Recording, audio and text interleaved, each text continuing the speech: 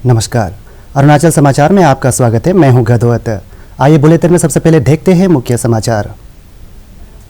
केंद्र सरकार ने अदालतों में पेंडिंग लगभग 5 करोड़ मुकदमों पर जताई चिंता। राज्यसभा में केंद्रीय कानून मंत्री किरण रिजिजू ने कहा, सरकार विचाराधीन मामलों को कम करने के लिए उठा रही है जरूरी कदम।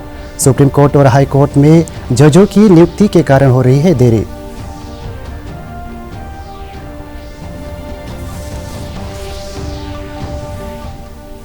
लोअर दिबांग वैली जिले के दाम्बुक में ऑरेंज फेस्टिवल की हुई शुरुआत। अरुणाचल सरकार के पर्यटन मंत्री नाकाप नालो ने दाम्बुक में किया ऑरेंज फेस्टिवल का शुभारंभ। करीब 2 साल के अंतराल के बाद शुरू हुआ ऑरेंज फेस्टिवल 18 दिसंबर तक किया जाएगा आयोजित।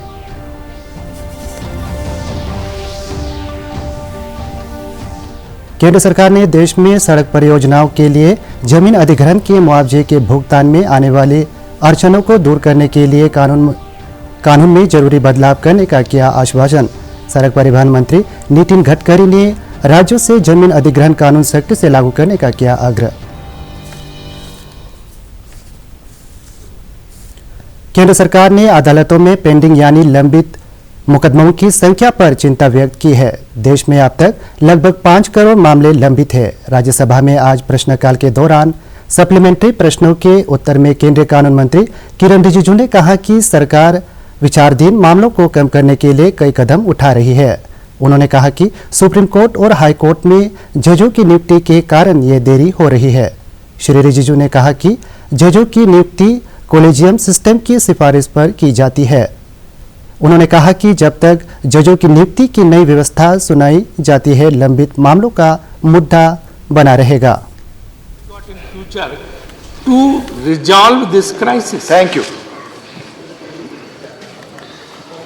डिप्टी चेयरमैन सर, जो माननीय सदस्य राजीव जी ने सवाल पूछा है, एक तो गंभीर सवाल है और सदन को और पूरा देश को भी चिंता करने का आवश्यकता है।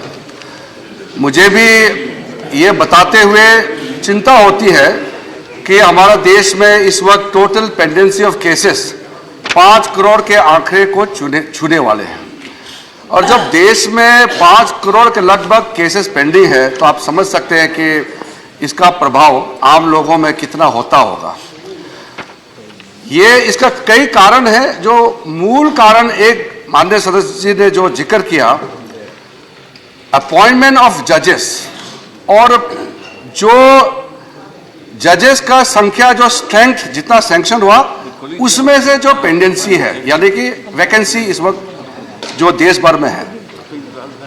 2015 में लोकसभा और राज्यसभा ने मिलकर के सर्वसम्मति से नेशनल जुडिशियल अपॉइंटमेंट कमीशन को पारित किया था, और साथ साथ में 2/3 राज्यों ने भी इसको सहमति देकर के यहां पारित हुआ था। ये एक हमारा देश संविधान से चलती है और देश का सॉवरेनिटी लोगों के पास है। लोगों के भावना से देश चलता है और संविधान के मुताबिक चलता है। मैं सीधा राजीव जी ने सवाल किया उसको अपने बात को जोड़ के ये बताना चाहता हूं कि सरकार की तरफ से पूरी ताकत, पूरी योजना के तहत हम पेंडेंसी को कम करने के लिए कई कदम उठाए हैं।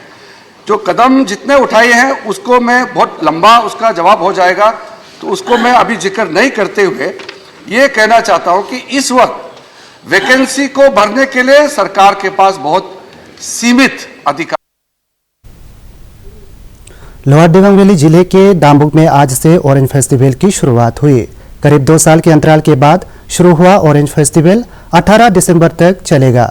राज्य सरकार के पर्यटन मंत्री नाकाप नालो ने दाम्बुक में ऑरेंज फेस्टिवल का शुभारंभ किया। इस अवसर पर विधायक गुमतायंग और लोअर दिबांग वैली की जिला आयुक्त सोम्या सौरभ सहित विभिन्न विभागों के अधिकारी मौजूद थे।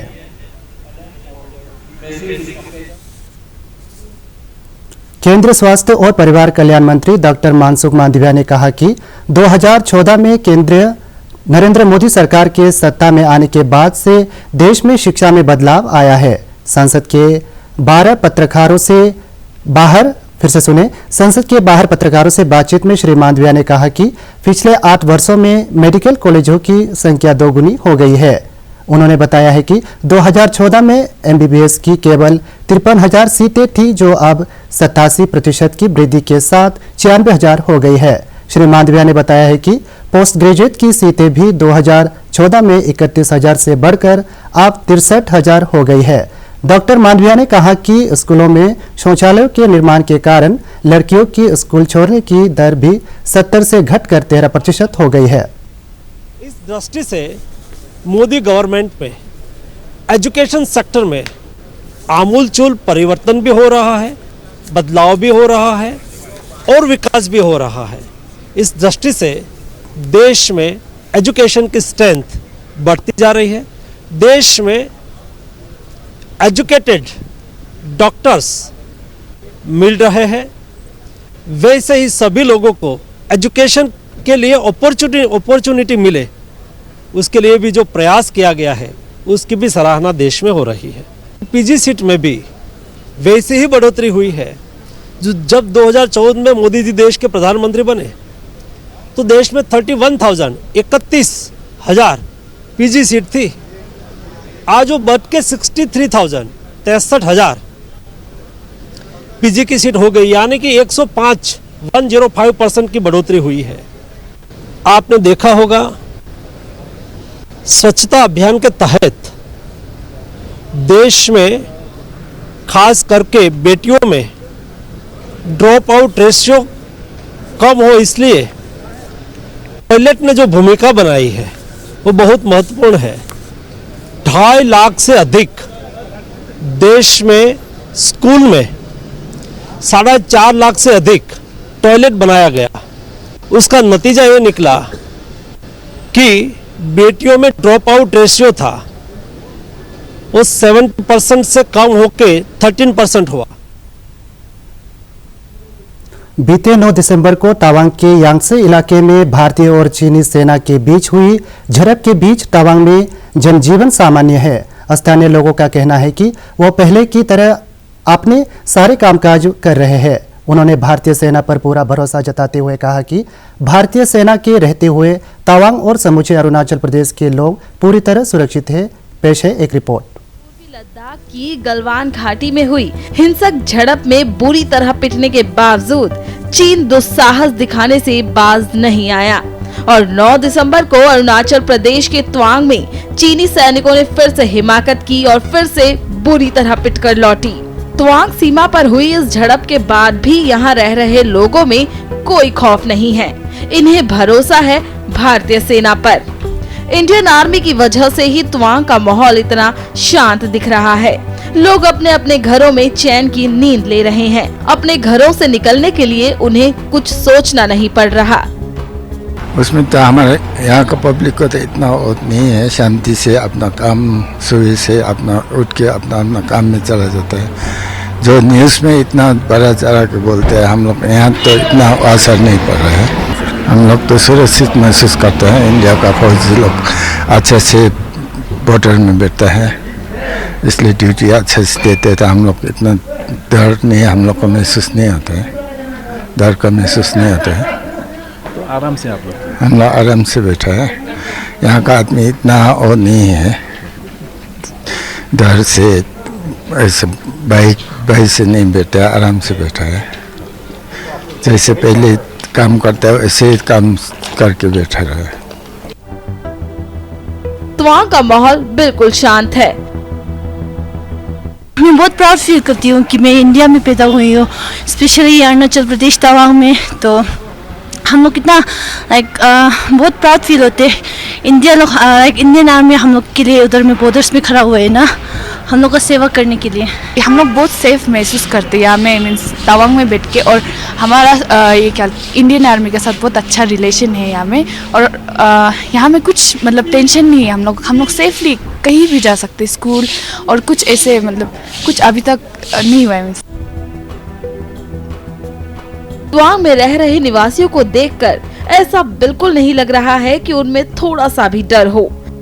तवांग निवासियों में सीमा पर हुई इस झड़प का कोई खौफ नहीं है, बल्कि वो सब भारतीय होने पर फर्ज निभाते हुए इंडियन आर्मी के साथ खड़े हैं।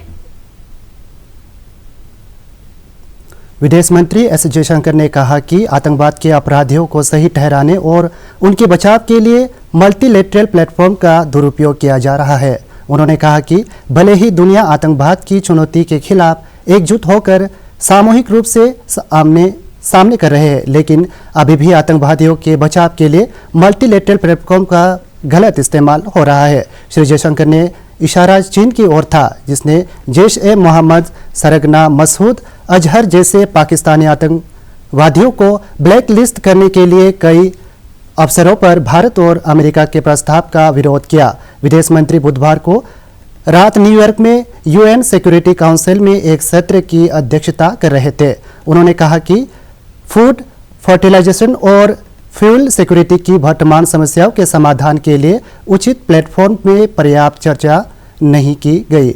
इसलिए दुनिया के अधिकांश लोगों को लगने लगा कि उनके हित की और रक्षा नहीं हो रही है। Growing stresses on the international system that we have experienced in recent years. On the one hand, they have brought out the inequities and the inadequacies of the way the world currently functions. On the other, they have also highlighted that a larger and deeper collaboration is necessary to find solutions. Let me give a few examples.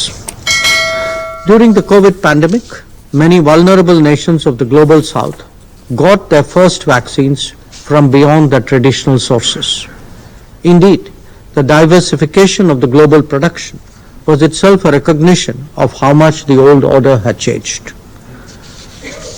The knock-on effects of conflict situations have also underscored the necessity for a more broad-based global governance.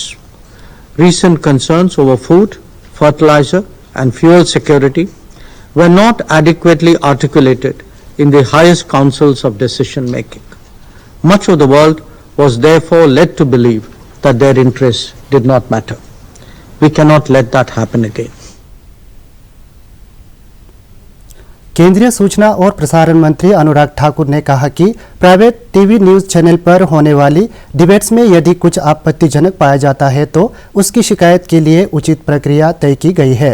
Rajya Sabha में आम आदमी party के सदस्य राघव चड्ढा के एक सवाल के जवाब में श्री ठाकुर ने कहा कि टीवी न्यूज़ चैनलों के खिलाफ शिकायत के लिए चैनल ब्रॉडकास्टिंग एसोसिएशन और इंटर डिपार्टमेंटल कमेटी के रूप में 3 चरणों की प्रक्रिया है।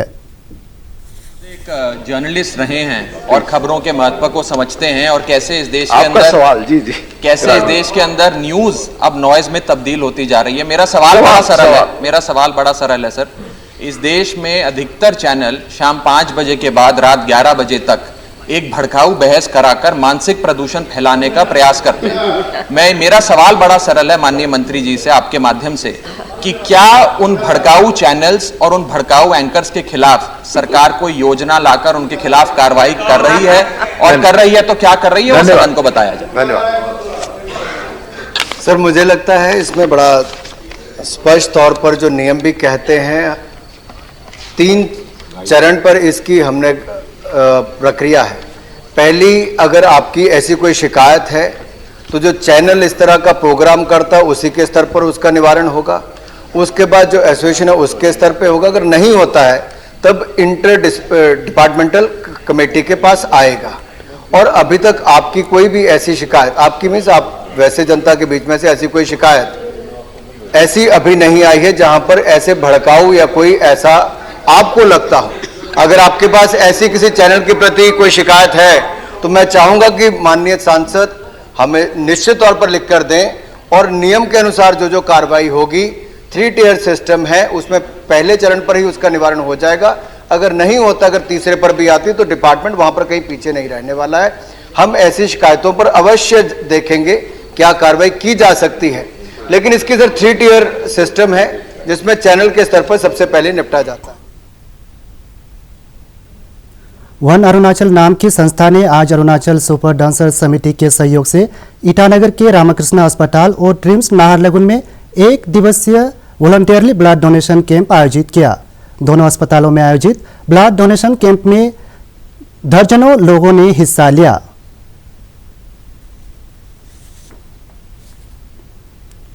केंद्र सरकार ने देश में सड़क परियोजनाओं के लिए जमीन अधिग्रहण के मुआवजे के भुगतान में आने वाली अड़चनों को दूर करने के लिए कानून में जरूरी बदलाव करने का आश्वासन दिया है। सड़क परिवहन और राजमार्ग मंत्री नितिन गडकरी ने लोकसभा में एक सवाल के जवाब में आज कहा है कि सड़क परियोजनाओं के लिए जमीन अधिग्रहण कानून बनाया गया है और राज्यों को इसे सख्ती से लागू करना है। उन्होंने कहा कि देश में कहीं भी जमीन अधिग्रहण कानून का विरोध नहीं हो रहा है। जो होता है वो राज्य सरकार का और भारत सरकार दोनों का अधिकार है, क्योंकि ये कॉन्करेंट कानून बनाने का अधिकार हमारा है और नियम बनाने का अधिकार राज्य सरकार का है, और हमारा भी 1956 का एनएच का एक्ट है। पर ये सब बातों को देखते हुए काला ने निर्णय करने के बाद ये जो आर्बिट्रेशन में केसेस जाती है इसकी संख्या कम हो और ट्रांसपेरेंसी से कम समय में इंडिपेंडेंट, इम्पार्शियल और फेयरली निर्णय हो, इसका हम लगातार कोशिश कर रहे हैं। बीच में हमने एक विशेष रूप की योजना की थी, भूमि राशि पोर्टल खोला था, उसमें हमने काफ़ी बड़े प्रमाण पर 11,808 नोटिफिकेशन निकाले और कुछ राहत मिली है। फिर भी अभी समस्या बहुत बड़ी है और इसलिए लॉ मिनिस्ट्री के साथ बैठकर सब लोगों से चर्चा करके हम इसके ऊपर आर्बिट्रेशन में काला के निर्णय के बाद ट्रांसपेरेंसी के साथ independent, impartial, fair, time bound ऐसी कोई निर्णय प्रक्रिया हो सकती है क्या, जिसके कारण ये कोर्ट की प्रक्रिया लंबी होती है और जिनकी जमीन जाती है उनको जमीन के पैसे भी नहीं मिलते।